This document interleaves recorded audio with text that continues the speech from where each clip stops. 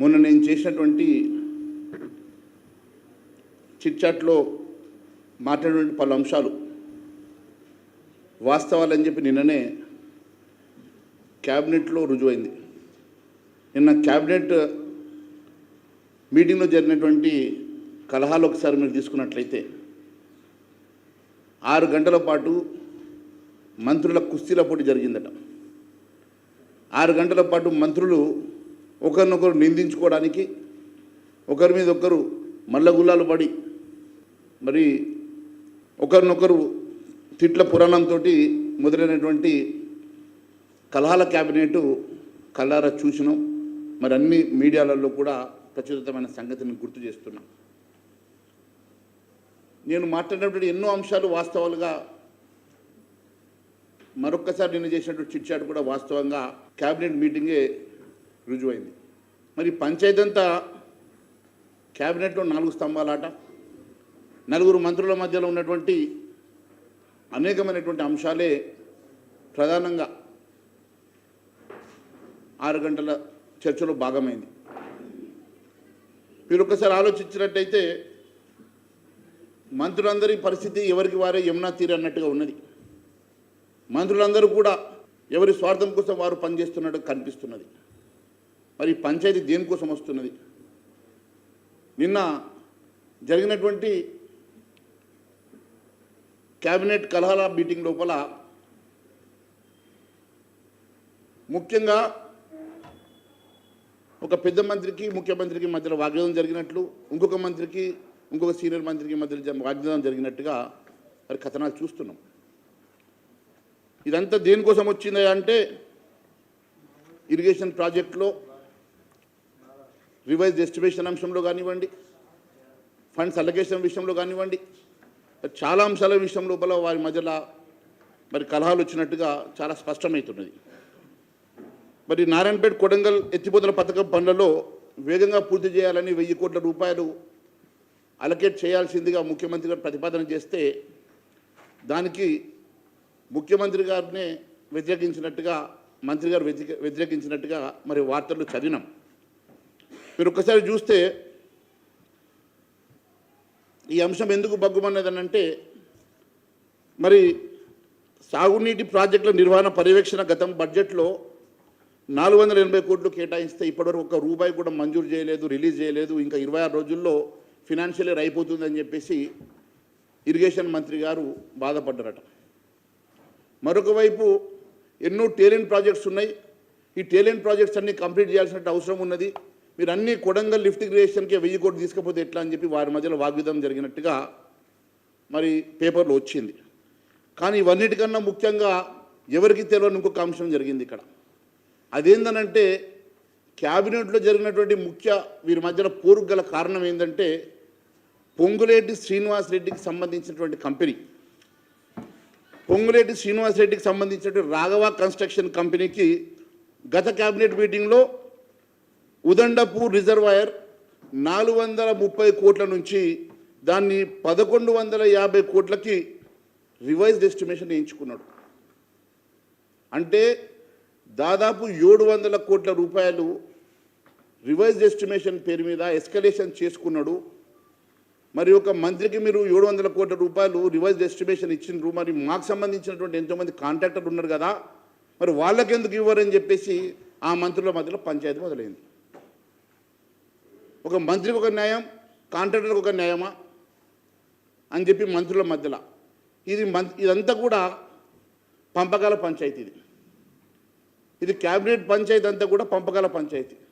ఈ పంపకాలలో మంత్రి పొంగులేటి శ్రీనివాసరెడ్డి గారి రాఘవ కన్స్ట్రక్షన్కి చెందిన కంపెనీకి ఉదండపూర్ రిజర్వాయర్లో 430 కోట్లను 1150 కోట్లకు ఎందుకు పెంచిండ్రు, దేనికోసం పెంచిండ్రు, దానికి మళ్ళీ రివైజ్డ్ ఎస్టిమేషన్ పేరు మీద పెంచినప్పుడు మరి రీటెండర్ ఎందుకు చేయలేదు, రీటెండర్ చేయకుండా ఆయనకే నామినేషన్ బేసిస్ మీద వర్క్ని 1150 కోట్ల వర్క్ని మళ్ళీ రీటెండర్ చేయకుండా ఆయనకి ఎందుకు ఇస్తారు అనే పంచాయతీ గత క్యాబినెట్లో చేసినప్పుడు మరి నేను ముఖ్యమంత్రిని, నా కాన్స్టిట్యున్సీకి 1000 కోట్లు ఇవ్వరాని ముఖ్యమంత్రి, మరి నేను ప్రపోజ్ చేసినటువంటి ఎన్నో వర్క్స్కి మీరు ఎందుకు అలొకేషన్ చేస్తలేరు, మరి మొన్ననే ఉన్నటువంటి మరి నాకు అలొకేట్ చేసినటువంటి మరి 480 కోట్లు ఇంకా 26 రోజుల టైం ఉన్నది, వాటికి ఎందుకు మీరు అమౌంట్ రిలీజ్ చేస్తలేరు?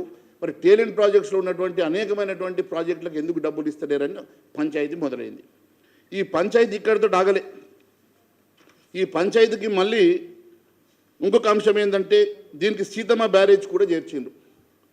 సీతమ్మ బ్యారేజు గతంలో 13,057 కోట్లకు అంచనా సవరిస్తే తాజాగా దాన్ని 19,324.292 కోట్లకు, అంటే 19,324 కోట్లు, అంటే దాదాపు 6,300 కోట్లకు పెంచారు.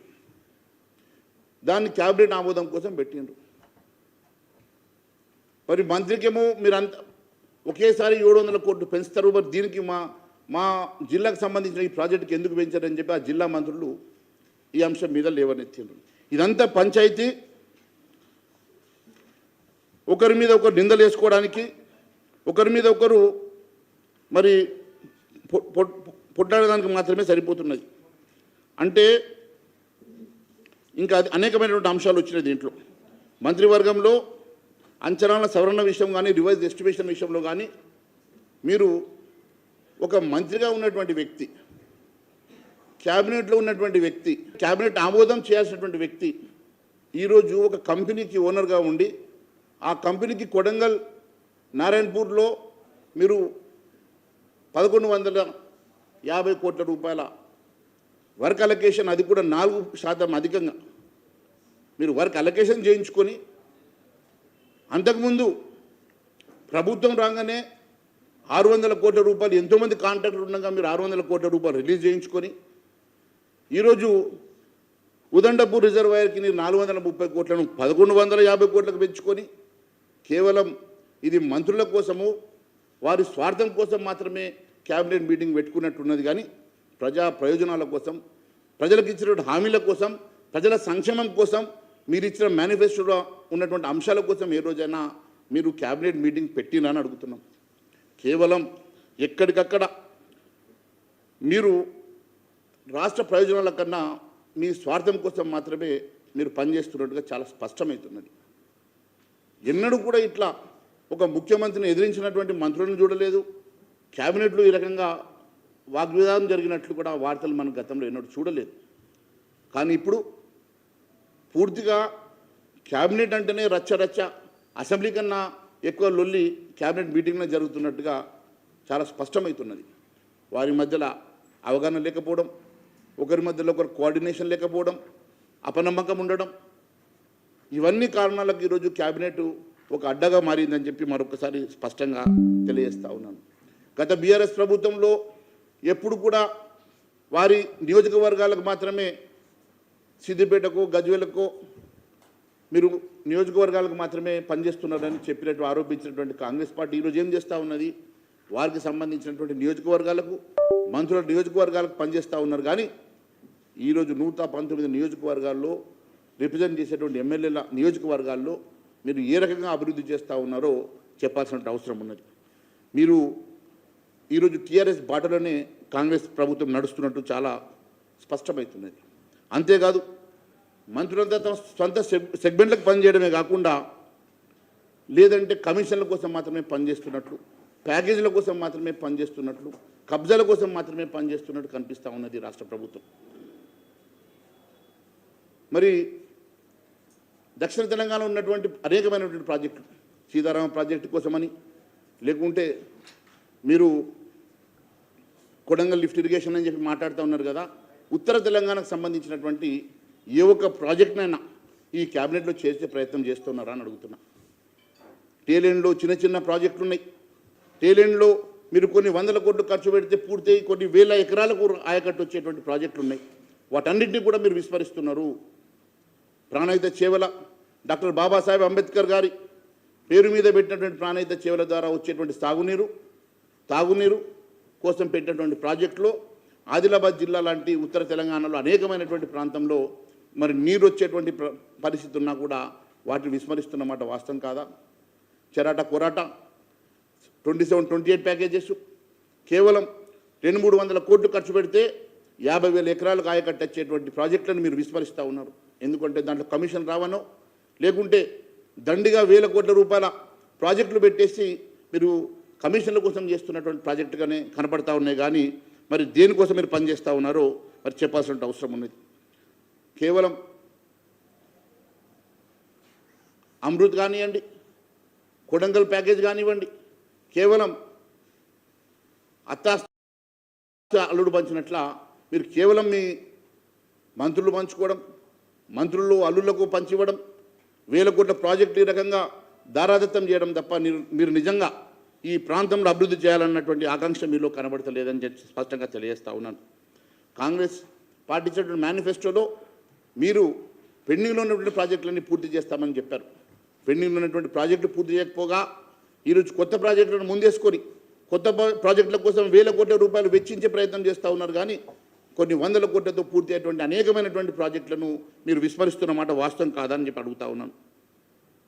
15 నెలలు గడుస్తున్నా ఇప్పటి వరకు పెండింగ్ ప్రాజెక్టులను మీరు ఇప్పటి వరకు టేకప్ చేయకుండా, వాటి కోసం ఫండ్స్ అలొకేషన్ చేయకుండా కొత్త ప్రాజెక్టులు ముందేసుకొని కొత్త గుత్తేదారులతో, ఆస్థాన గుత్తేదారులతో మీరు కమిషన్ల కోసం పనిచేస్తున్నమాట వాస్తవం కాదా? ఇది నేను కాదు, స్వయంగా కాంగ్రెస్ పార్టీ ఎమ్మెల్యేలు మాట్లాడుతున్న సంగతి నేను గుర్తు చేస్తూ ఉన్నాను. ఈరోజు బట్టి విక్రమార్క గారికి, రేవంత్ రెడ్డి గారికి, ఉత్తమ్ కుమార్ రెడ్డి గారికి, పొంగులేటి శ్రీనివాస్ రెడ్డి గారికి మధ్యలో ఉన్నటువంటి గ్యాప్స్ చాలా స్పష్టంగా కనబడుతున్నాయి. ఆర్థిక మంత్రి బట్టి విక్రమార్క గారు ఎవరైతే ఈరోజు బడ్జెట్ ప్రవేశపెడుతున్నారో ఆ బడ్జెట్ ప్రవేశపెట్టే మంత్రి కేవలం కమిషన్ల మంత్రిగా పేరు తెచ్చుకున్నాడు. నేను కాదు, స్వయంగా వాళ్ళ ఎమ్మెల్యేలు చెప్తున్నటువంటి మాట. ఈరోజు లోకమే కూడా ఎక్కుస్తున్నది. ఇవాళ బట్టి విక్రమార్క గారు కమిషన్ల మంత్రిగా 10 నుంచి 15% కమిషన్లు తీసుకుంటున్నట్టుగా లోకం కోడెక్కుస్తున్నది. మరి బిల్లులు రిలీజ్ చేయడానికి వారు తీసుకునేటువంటి పర్సంటేజ్లు ఈ రాష్ట్ర వ్యాప్తంగా చిన్నపిల్లని అడిగినా చెప్పే పరిస్థితి ఏర్పడ్డదంటే గతంలో ఇలాంటి పరిస్థితి మనం ఎన్నడూ చూడలేదు. అంతేకాదు, దీనికి ఒక పద్ధతి ఉంటుంది.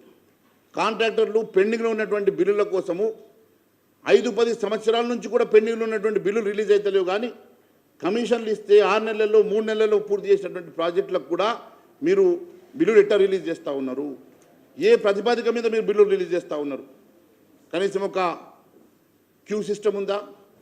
లేకుంటే ఓ పద్ధతి, ఏ పద్ధతి పాడు లేకుండా మీరు కేవలం ఎవరు పర్సంటేజ్ ఇస్తే వాళ్లకు 5 సంవత్సరాల నుంచి 4 సంవత్సరాల నుంచి పెండింగ్ ఉన్నటువంటి బిల్లులకు కూడా మీరు డబ్బులు ఇవ్వకుండా నెల రోజుల కింద 4 నెలల కింద మరి టోకెన్ వచ్చిన వాళ్ళకు కూడా బిల్లులు ఏ ప్రతిపాదన మీద ఇస్తూ ఉన్నారో మీరు చెప్పాల్సినటువంటి అవసరం ఉన్నది.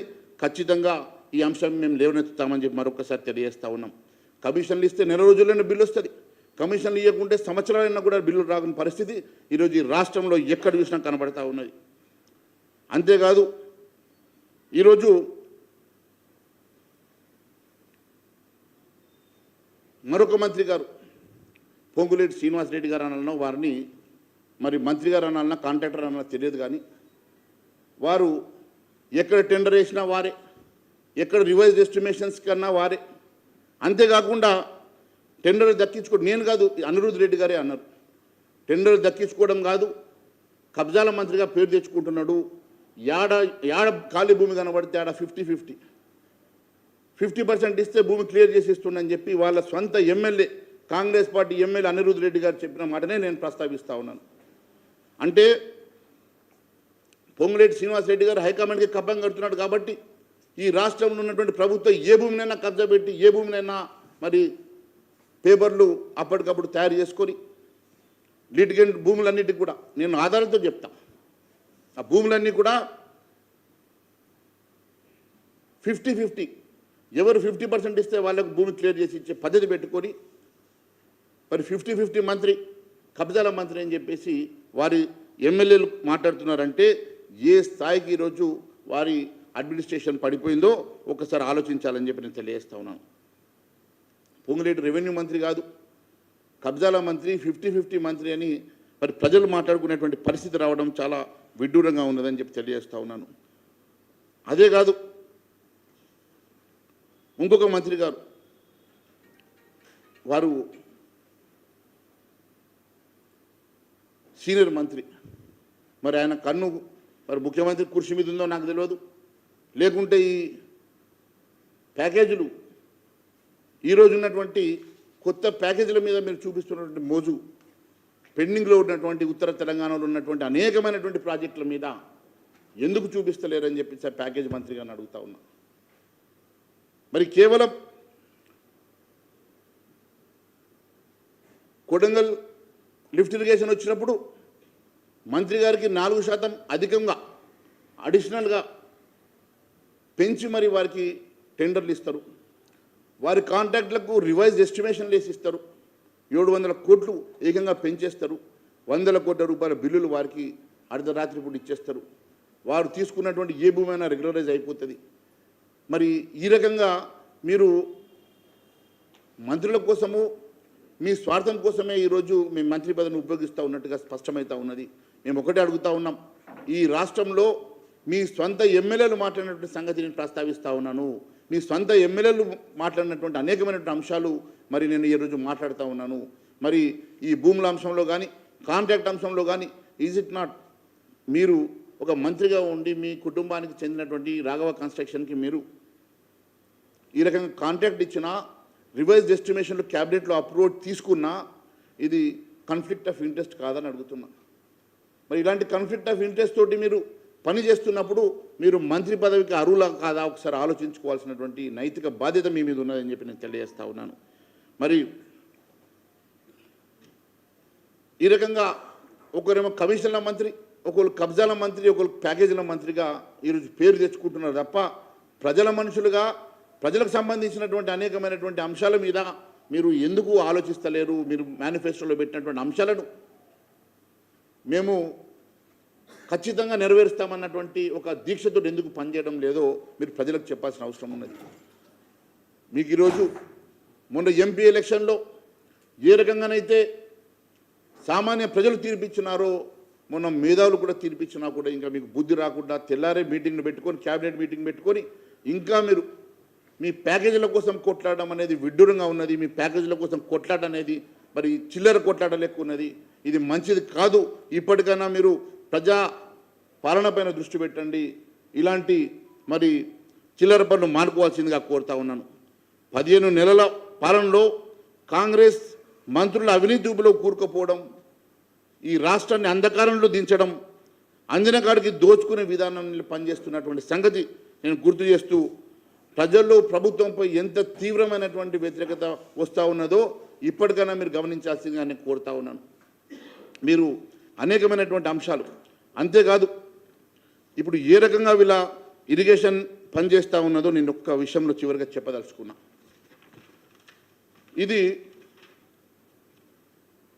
ఇదొక టెండర్ నోటీసు.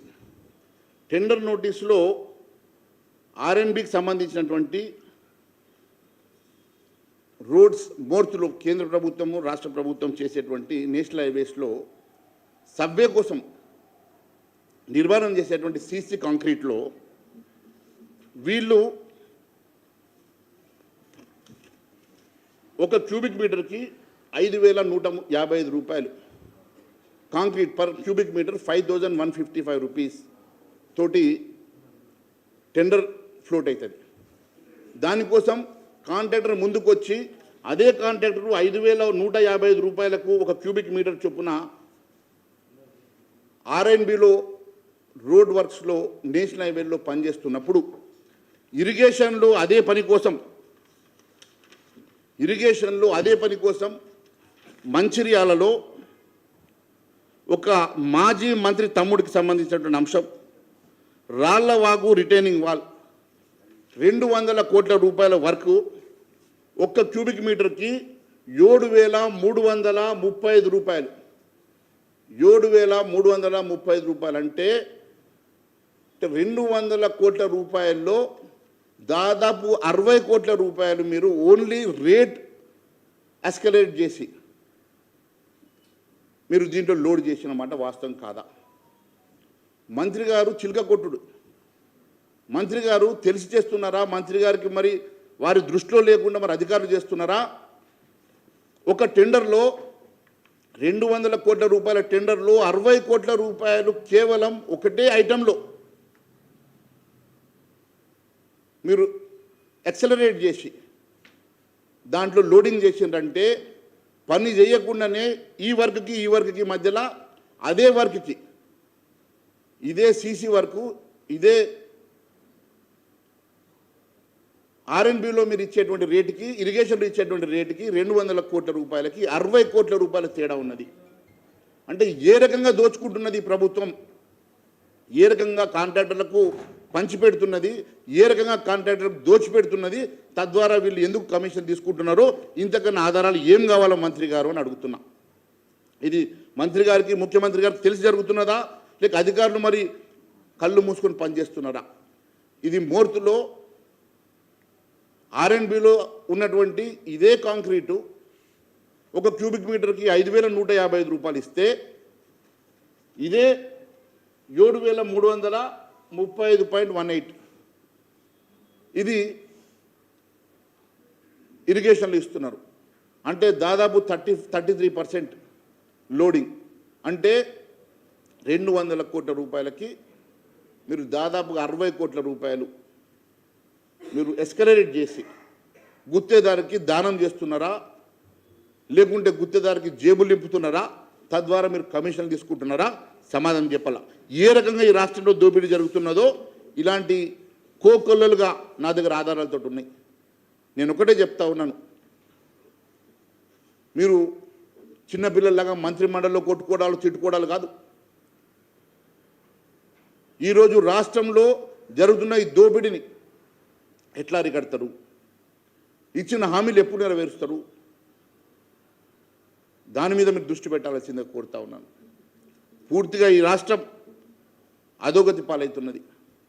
ఈ రాష్ట్రం ఈ రకంగా దోపిడీకి గురవుతున్నదో నేను ఆధారాలతో కూడా చూపించడానికి సిద్ధంగా ఉన్నా. ఇలాంటి ఎన్నో ఆధారాలు నా దగ్గర ఉన్నాయి. ఈ రాష్ట్రంలో పూర్తిగా ఆస్థాన గుత్తేదారుల జేబులు నింపడం, కమిషన్ల మీద, కబ్జాల మీద, ప్యాకేజీల మీద రాష్ట్రం నడవడం చాలా శోచనీయమని తెలియజేస్తా ఉన్నాను. Thank you.